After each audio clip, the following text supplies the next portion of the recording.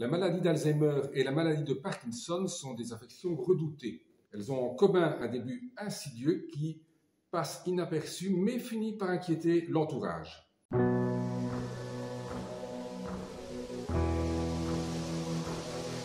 Ces maladies, dont le nombre augmente avec l'âge, sont devenues de nos jours très fréquentes.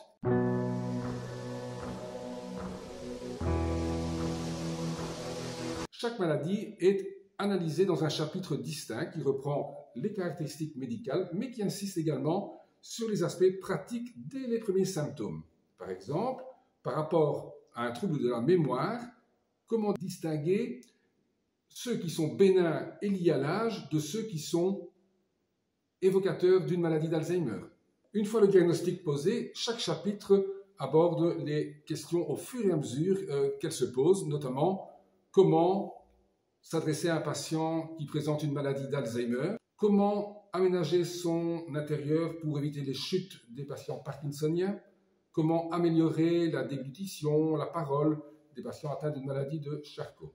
Le livre évoque aussi des aspects moins connus, la composante génétique. Si un de mes parents ou grands-parents a telle ou telle maladie, est-ce que je dois craindre? Est-ce que je dois faire des dépistages? Est-ce que ces maladies peuvent être prévenues?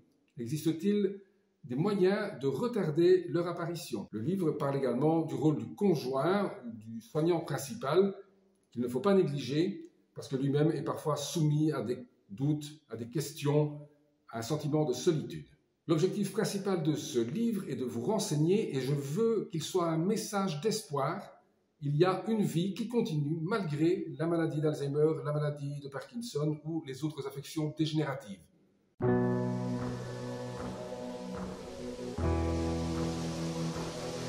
Ce livre est indiqué pour toutes les personnes qui sont concernées par la maladie, le patient, son entourage, les amis, mais également les professionnels de santé qui sont amenés à s'occuper de ces patients. J'évoque ici les infirmières, les kinés, les logopèdes ou les orthophonistes, et ainsi de suite.